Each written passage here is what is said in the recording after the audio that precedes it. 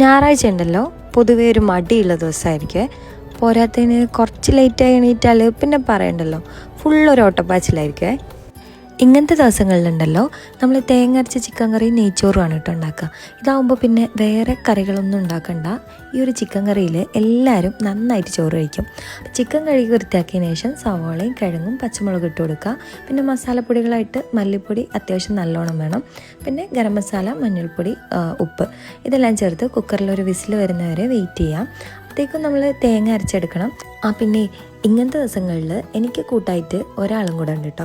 ഈ കോക്കനട്ടിൻ്റെ dehydrated grated coconut ഉണ്ട്. ഇതാണിപ്പോൾ ഞാൻ ഇങ്ങനത്തെ ദിവസങ്ങളിലൊക്കെ യൂസ് ചെയ്യുക. ഇതാകുമ്പം കുറച്ചെടുത്തിട്ട് ചെറിയൊരു ചൂടുവെള്ളത്തിൽ നനച്ച് വെക്കുകയാണെങ്കിൽ ശരിക്കും നമ്മൾ ചെറിയ തേങ്ങ പോലെ തന്നെ ഉണ്ട് കേട്ടോ. അതൊന്ന് അരച്ചെടുത്താൽ നല്ല സൂപ്പർ കറി റെഡി ആയിട്ടുണ്ട്.